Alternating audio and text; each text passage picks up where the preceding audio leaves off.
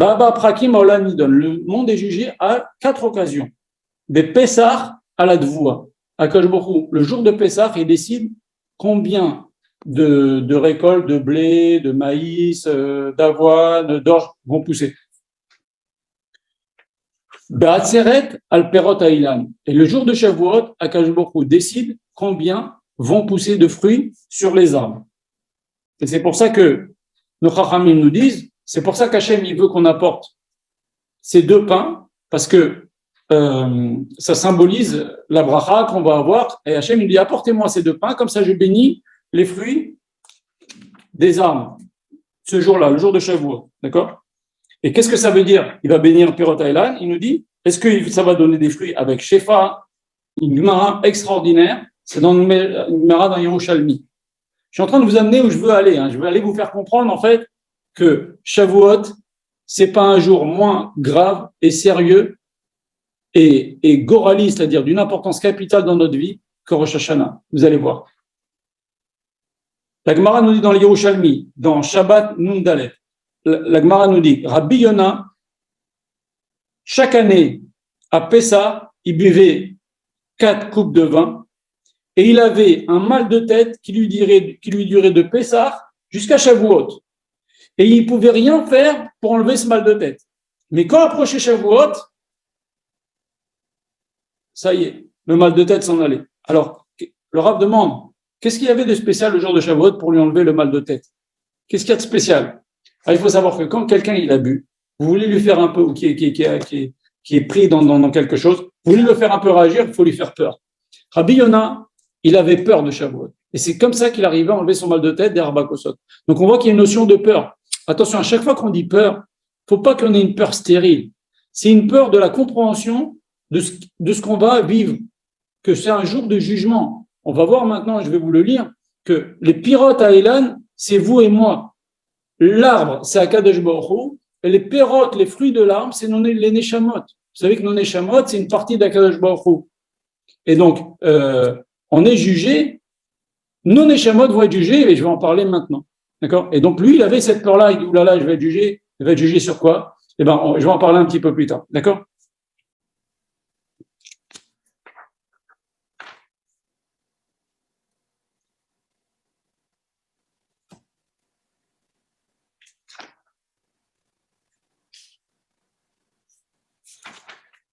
Je vais vous lire un autre passage que le Rav a écrit. Il y a marqué dans la Gemara, guerre Sheba les Gaïer, lorsqu'un converti vient se convertir. On lui dit pas que les choses les plus graves, on lui dit un peu de choses graves, un peu de choses pas graves, pour voir qu'ils comprennent que le judaïsme, c'est pas ça, je fais que les choses graves et les choses pas graves. Non, tout est détaillé dans la Torah. C'est au millimètre. Donc on lui apprend ces choses-là. Maintenant, le Rav rebondit, et c'est pas lui déjà, c'est le Chida qui avait rebondi avant lui. Il dit comment ça se fait que la Gemara nous dit guerre Sheba les Gaïer. On aurait dû dire, au lieu de dire, comme dit la Gemara, un converti qui vient se convertir, on aurait dû dire un goy qui vient se convertir. Alors le Rav il répond comme ça, il dit que il faut savoir qu'un converti, c'est quoi? C'est le résultat. Vous savez que Kadosh Baruch Hu, on va voir au début de Vezot HaBeracha, Hachem Misir Lamo Me'ar Paran, Kadosh Baruch Hu, il a proposé la Torah à toutes les nations avant de nous donner la Torah. Et regardez ce que disent nos textes. Akash Baruch Hu a proposé la Torah à Esav, et Esav, il a dit Hachem, qu'est-ce qui a marqué dans la Torah? Akash Baruch Hu, il lui a dit, dans la Torah, il y a marqué, tu ne tueras point. Esav, il a dit, non, moi je peux pas, la bracha de Yitzhak, c'est je vivrai grâce à l'épée. Hachem a proposé la Torah à Ishmaël. Les Ishmaël, ils ont dit à Hachem, qu'est-ce qui a marqué dans la Torah? Hachem, il a dit, tu ne voleras point. Ah non, nous on aime ça, c'est pas la peine, non, on peut pas. Alors déjà, Hachem, pourquoi il leur sort juste un truc qu'ils ne peuvent pas supporter? Sors-leur dans la Torah, il y a marqué les tefilines, il y a les séoudotes de Shabbat, il y a les séoudotes manger dans la souka, c'est sympathique. Donne-leur des trucs, propose-leur des trucs sympas. Pourquoi tu leur dis pile la chose qu'ils n'aiment pas, que c'est complètement impossible pour eux? Tout simplement parce qu'ils ont fait l'erreur de demander. Quand Hachem, il vient de proposer quelque chose, la moindre des choses, c'est de dire Naaseh v'nishma. Et c'est pour ça que Akadosh Baruch Hu, il était content de nous donner la Torah. Parce que quand les Juifs ont dit Naaseh v'nishma, la Gemara dit, Akadosh Baruch Hu a dit, qui a dévoilé ce secret à mes enfants, dont seuls les anges le connaissent. C'est-à-dire qu'un ange, quand Akadosh Baruch Hu lui demande quelque chose, il est tout prêt tout de suite à bondir pour le faire. Il dit pas, ah, qu'est-ce qu'il y a marqué Hachem? Qu'est-ce que tu veux Hachem? Et on est là pour faire la volonté d'Hachem. Et c'est ça que Akadosh Baruch Hu, il a dit, ah, tu me demandes. Et ça, tu me demandes, eh ben, je vais te dire pile le truc, tu la mérites pas. Donc déjà, je te dis le truc que tu peux pas supporter. Ishmaël, tu me demandes. Ah, si tu me demandes, c'est que tu n'as pas confiance en moi, tu ne mérites pas. Vous savez, des fois, par exemple, quelqu'un que vous aimez beaucoup, il dit, je peux te demander un service, vous lui dites, c'est oui d'avance. Et ben, c'est pareil que les Israël, ils ont fait. Pourquoi? Parce qu'Hachem, il les avait sauvés de la misère. Ils étaient enfermés comme ça pendant 210 ans en Égypte. Donc, ils ont dit, Naaseh Benishma, mais aussi par amour pour Hachem, il avait sauvé la traversée de la mer, etc. Il les nourrissait au quotidien. Ils ont vu la grandeur d'Hachem. Mais avoir la force de dire Naaseh Benishma, on est comparé aux anges, de dire, moi, je mets pas mon séchal au milieu. Je commence pas à dire, attends, je vais voir si je vais pouvoir le faire. Attends, est-ce que ça me plaît? Attends, est-ce que je comprends? C'est pas ça. Un juif, il doit pas agir comme ça. Un juif, il doit toute l'année, et en particulier Shavuot, et c'est ça le travail de Shavuot. Le travail de Shavuot, c'est de dire, Naaseh Benishma. Ok, il y a des mitzvot que je sais pas encore. Dès que je les apprendrai, je les ferai. C'est ça le travail de Shavuot. Un juif, il doit le jour de Shavuot, et une juive doit dire le jour de Shavuot, Naaseh Benishma. Et Naaseh Benishma, ça veut pas dire, je ferai, et Nishma, j'essaierai de voir si ça me plaît, je ferai, ça je plaît, je comprendrai pas. Non, Benishma, c'est, j'étudierai pour savoir bien la faire. J'étudierai la chôte de cette mise-là pour bien la faire. Mais c'est ça, Naaseh Benishma. C'est, Hachem, ce que tu me demandes, je veux le faire. Il y a plein de mitzvot que je connais pas, je veux les faire. Et c'est ça, la préparation de Shavuot, c'est d'arriver à cet état-là. Vous comprenez? Et donc maintenant, il faut savoir aussi une chose. Quand Hachem, il a dit, je propose à Esav, et ils m'ont dit ça, et je leur ai dit ça, finalement, je leur donne pas. Comment ça s'est passé? Il faut savoir que Hachem, il est très démocratique. Souvent, le Rapito, il dit comme ça. Ils se sont réunis, le Goïm, ils ont dit, bon, Hachem nous a proposé la Torah, on fait un vote, on veut pas, eh ben, la majorité n'a pas voulu, eh ben, Hachem ne leur a pas donné. Mais il y avait peut-être parmi les descendants de Esav quelques-uns qui ont voulu la Torah. Il y avait parmi les descendants d'Ishmaël quelques-uns qui ont voulu la Torah, même si la majorité n'a pas voulu, et c'est pour ça qu'on leur a pas donné. Eh ben, ces gens-là, Akadosh Baruch Hu, ne privent jamais les gens qui veulent du bien et qui veulent se conduire bien. Qu'est-ce qu'il fait Hachem? Il leur a donné l'occasion de revenir sur terre en Gilgoul et de se convertir. C'est pour ça qu'on dit guerre chez Balé de Gaïère. Un converti qui vient se convertir. Pourquoi? Parce qu'il est déjà converti depuis longtemps, il voulait se convertir. Quand Hachem, il a proposé la Torah à tous les peuples. C'est pour ça qu'on dit guerre chez Balé de Gaïère et pas Goy chez Balé de Gaïère. Vous comprenez?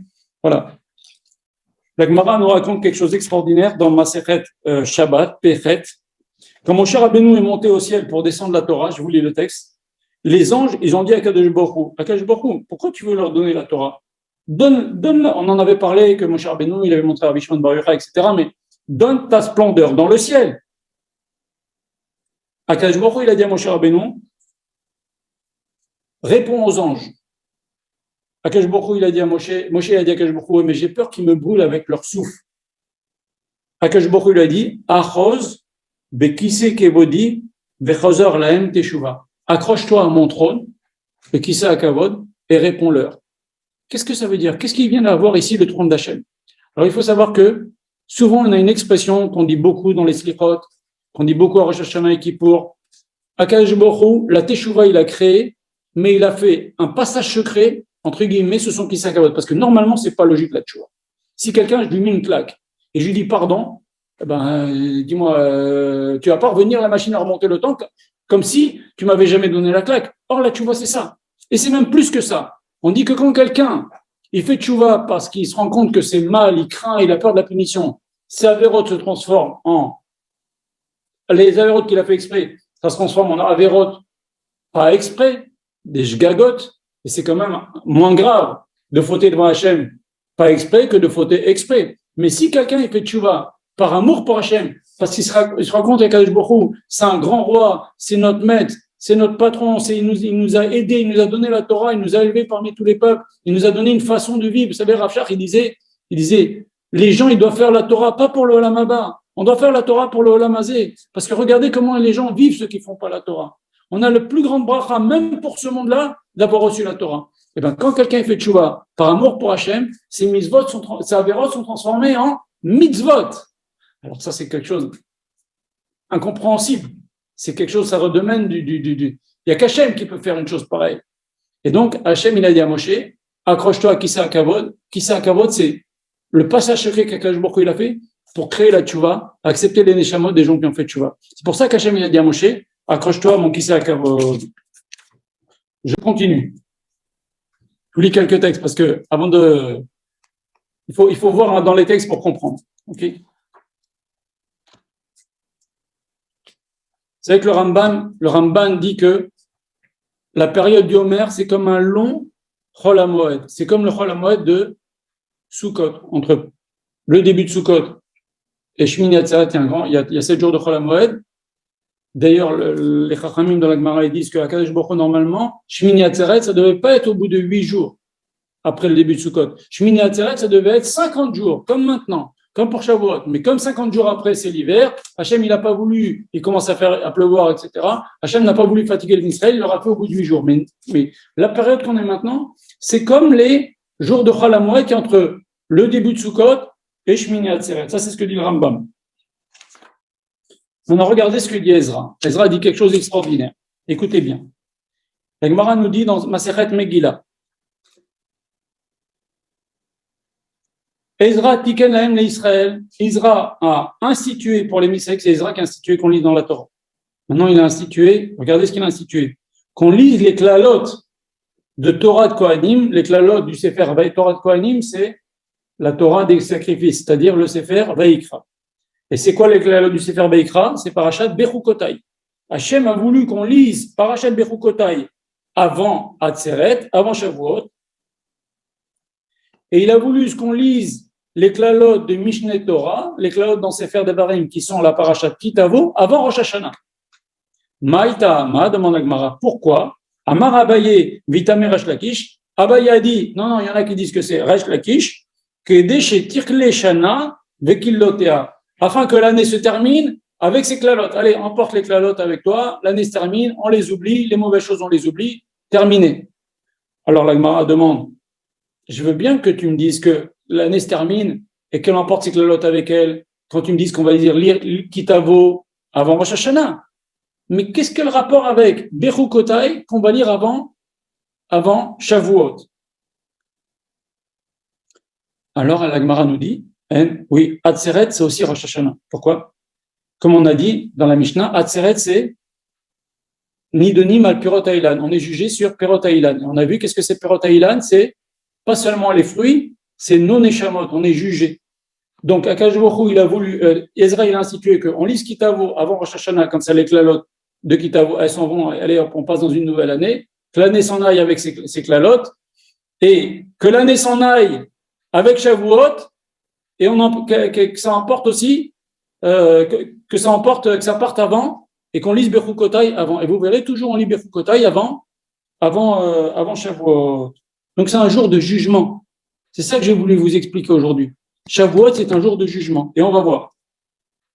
Akadosh Baruch Hu, il a voulu nous dire, regardez ce que nous dit les Chachamim.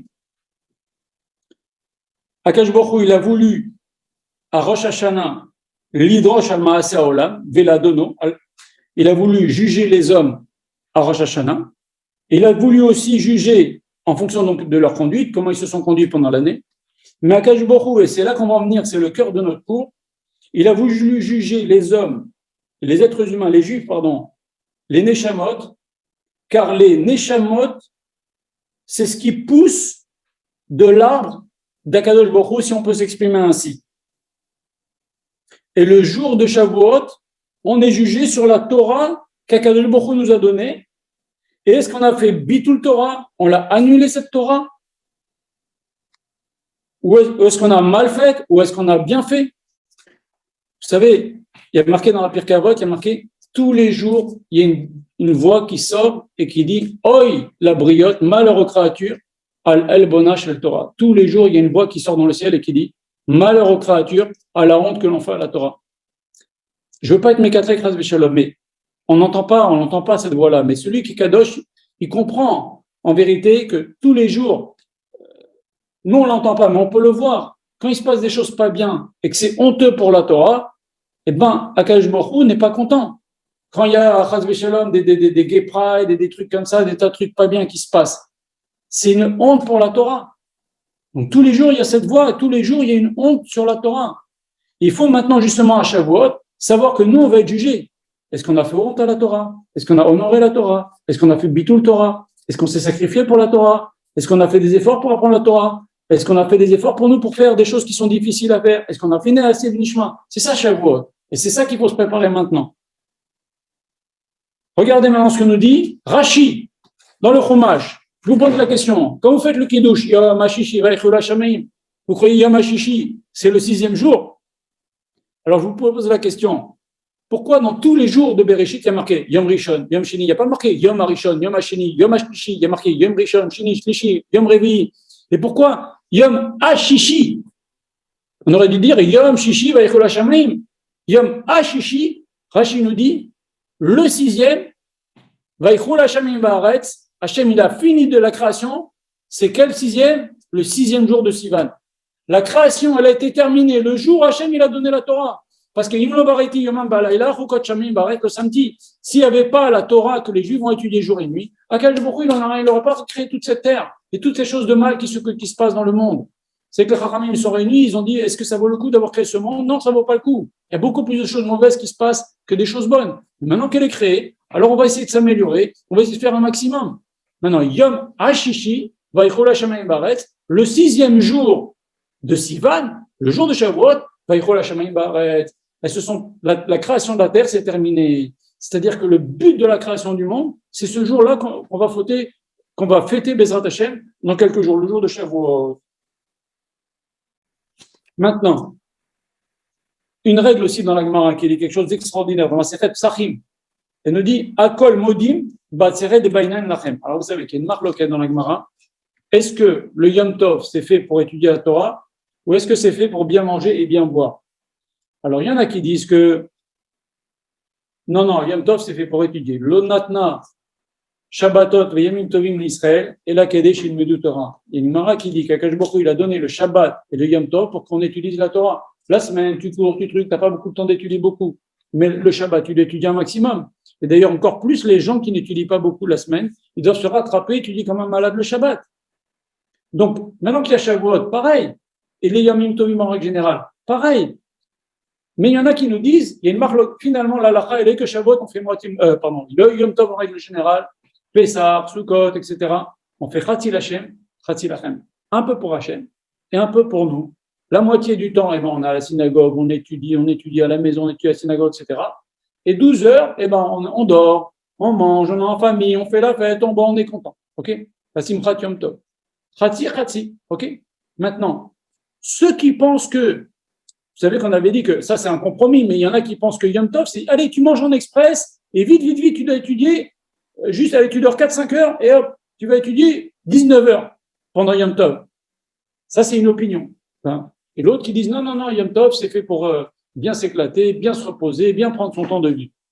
Eh bien, même ceux qui pensent que le Yom Tov normal, on doit le consacrer un maximum à la Torah, tu dors juste ce qu'il faut, et tu étudies, tu pries, etc. Eux, ils sont d'accord. Même ceux-là qui sont stricts, qu'il faut beaucoup étudier le jour de Yom Tov, ils nous disent que à Shavuot, ils sont d'accord qu'il faut bien manger, bien boire et faire la fête avec les amis et la famille. Et vous savez pourquoi? Parce qu'il n'y a pas une plus grande façon de montrer à Hachem qu'on est content d'avoir reçu sa Torah que de faire la fête. Vous comprenez? Quand quelqu'un il est triste, cette Torah, cette galère, c'est difficile, c'est compliqué. Eh ben Hachem, il dit, celui-là, il n'est pas content d'avoir reçu ma Torah. Mais si quelqu'un il est en famille, il est content, il y a de l'ambiance, on mange, on boit, on rigole, etc. Celui-là, il est content du jour où je lui donne la Torah. Pour lui, c'est une fête d'avoir reçu la Torah. Donc ça, c'est le plus grand Kabbalat Torah qui soit, une des plus grandes Kabbalat Torah qui soit. Mais bon, ça c'est pour les gens, si vous voulez, c'est vrai, c'est ce qu'il faut faire, mais il faut aller beaucoup plus loin que ça. Moi, je dis souvent, un juif qui écoute la Torah, qui fait la veillée, qui mange, qui respecte toute la halachot de Shavuot, et qui comprend pas que ce jour-là, il y a une opportunité de recevoir beaucoup de Torah pour l'année qui vient, et qu'on est jugé ce jour-là, certains gens ne le savent pas, eh ben, je considère qu'ils passent à côté de Shavuot. C'est pour ça que j'ai mis le titre de ce cours de ce soir, comment ne pas passer à côté de Shavuot. Parce que vous voyez qu'on est jugé à Shavuot. Il y a un jugement sur nous. D'abord, c'est qu'on fait lire Birukotai avant Shavuot. Nidunim al perot ha'ilan, c'est les Neshamot. Donc il faut savoir ces choses-là. Donc même, je vais vous expliquer donc pourquoi c'est important de manger, de boire, de faire la fête. Okay, le Rambam, il dit quelque chose d'incroyable. Et ça, c'est des choses qu'on apprend beaucoup avant Kippour. Regardez ce que dit le Rambam. Il dit que, je vous le dis en résumé, c'est pas la peine que je vous lise dans le texte. Il nous dit comme ça. Comment un homme, il peut savoir s'il a fait vraiment tchouva? Comment tu sais que tu as fait tchouva? Vraiment qu'elle a accepté? Eh ben, personne ne sait. Il n'y a que Hachem qui sait. En fait, il n'y a que Hachem qui sait si on met la personne en tentation, et là, avec la Kabbalah qu'il a pris, l'engagement qu'il a pris, il ne refautera pas. Il n'y a que Hachem qui sait cette chose-là. Même l'homme, il peut avoir pris sur lui. Il doit faire attention. D'ailleurs, on le dit dans la tefila de Kippour. On dit, je m'engagerai bien à plus jamais refaire. Mais le Yetzer Hara, c'est un ange de feu. Mais il ratsonne Hachem que tu m'aides, que je ne refaute pas. D'ailleurs, on le dit tous les soirs dans la mapi. D'accord? Donc mais Hachem, il y a une Nekuda où l'homme, il a tellement regretté ce qu'il a fait de mal, que Hachem, il dit, alors là, lui, moi, je sais que je peux lui donner une épreuve, il ne retombera pas. Eh ben, pour Shavuot, c'est exactement pareil. Est-ce que maintenant, Akash Baruch Hu, il va témoigner que si tu étais un matin de Torah, tu serais content de recevoir la Torah? Est-ce que si tu étais un matin de Torah, tu aurais dit Naaseh V'Nishma? C'est ça le jour du jugement. Comme à Rosh Hashanah, Hachem, il témoigne, oui, il a fait tchouva. Lui, je sais qu'il a fait tchouva, il ne retombera pas. Eh ben, est-ce qu'à Shavuot, Hachem, il nous juge, est-ce qu'il va pouvoir témoigner sur nous et nous dire, lui, il est content de recevoir la Torah. Lui, il veut. Et si je lui donne s'il a fait pas encore certaines mitzvot, c'est parce qu'il les connaît pas encore. Et le jour où il va les avoir, il va pas commencer à grogner, oui, pourquoi, comment il va les faire. Simcha. En vérité, on doit montrer à Kadosh Baruch Hu le jour de Shavuot, c'est donne-moi des mitzvot, je veux les faire. En potentiel, je suis sur un starting block. Donne-moi. C'est ça l'attitude du juge à Shavuot. Et bien sûr, pour arriver à ça, il faut number one. C'est pour ça quand il y a tout ce travail pendant le mois de Homer, c'est le travail sur les midot. S'il n'y a pas de midot, il n'y a pas de Torah. Vous savez qu'on avait parlé le premier jour sur Rabbi Akiba, il y a la Torah, c'est Samachraim ou Samamavet. Si quelqu'un il a des mauvaises midot, plus il va prendre de Torah et plus il va faire n'importe quoi, comme Korach ou Achitophel. C'était des géants en Torah. Même les plus grands rabbinim aujourd'hui n'arrivent pas à leur cheville. Mais c'était des voyous. Parce qu'ils avaient des mauvaises midotes à l'intérieur. Et donc la Torah leur a fait encore plus croire qu'ils méritaient le kavod pour Korach, ou ici, ou ça. Comprenez? Donc il faut, avant le matin de Torah, nettoyer. En ce moment, là, le Rav, depuis hier, il n'arrête pas, il en parle, il faut se nettoyer, il faut avoir la crainte de Shavuot. Il faut arriver propre devant Hachem. Et la Torah, si on veut la conclure, et si on veut la recevoir, il faut nettoyer les midotes. Comme j'ai dit une fois dans le groupe, Rabbi Chaim Vital, il pose la question, pourquoi dans la Torah, il n'est pas marqué qu'on doit travailler ses midot et qu'on doit arriver avec des bonnes midot? Parce qu'il dit, c'est un préalable. Pourquoi il est marqué dans la Torah? Il n'est pas marqué dans la Torah, tu vivras, et ben tu feras les midot. C'est évident, tu peux pas faire les midot si tu n'es pas vivant, pareil. Tu ne peux pas te demander dans la Torah, tu dois avoir des bonnes midot, parce que c'est évident. Tu ne peux pas faire la Torah sur des mauvaises midot. Tu construis sur de la base, c'est mauvais. Maintenant, il faut savoir aussi que quand Akash Baruch Hu nous a choisis, écoutez bien, quand on dit Goy Kadosh ou Mamechet Kohanim, il faut savoir que à chaque fois qu'un juif fait une mitzvah ou une avera, il a une influence sur le monde entier, sur les mondes supérieurs et sur le monde entier. Et les Chachamim, ils nous disent, tout ce qui se passe dans le monde, les guerres qu'il y a dans le monde, c'est à cause de nous, c'est pour nous faire réfléchir. 2 fois, c'est marqué dans le Chumash que quand il y a des malheurs dans le monde, c'est pour faire réfléchir les Juifs. Donc, en vérité, dès qu'il y a quelque chose qui ne va pas, Akash Baruch Hu nous donne des choses pour nous faire réfléchir. Mais quand on fait les mitzvot, on amène des brachot dans le monde. Vous savez que quand, par exemple, on fait le Sukkot, j'en ai parlé, on apporte la pluie dans le monde entier. Toutes les mitzvot, quand les Juifs ils sont méritants, il y a la bracha dans le monde, il y a des tas de bonnes choses qui se passent, même pour les nations. Vous comprenez? Mais ça, ce pouvoir-là